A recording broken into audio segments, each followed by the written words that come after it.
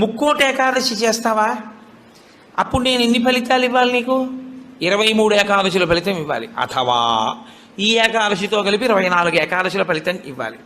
కానీ నేను ఒకటి ఎక్కువ అడుగుతాను, దానికి తగినంత నీకు ఇస్తాను. నేను అడిగిన ఎక్కువ చెయ్యాలి.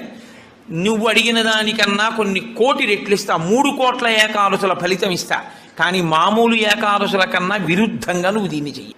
ఎందువల్ల విరుద్ధంగా చేయవలసి ఉంటుంది ముక్కోటి ఏకాదశి అంటే, మామూలు ఏకాదశి నాడు మీరు ఉపవాసం చేసేటప్పుడు పండు కాని, కాయ కాని, అథవా కాసిన పాలు కాని తాగితే ఉపద్రవం ఏం రాదు. దానికి దోషం పట్టదు శాస్త్రం. ఎందుకంటే శాస్త్రం ఉపవాసం మీద చర్చ చేస్తుంది. ఉపనిషత్తుల్లో ఆ విషయం ఉంది, వేదంలో ఆ విషయం ఉంది. ఎప్పుడెప్పుడు ఉపవాసం ఎలా చెయ్యాలి అన్నది ఉంది. ఆదివారం నాడు కానీ, పౌర్ణమి నాడు కానీ, అమావాస్య నాడు కానీ,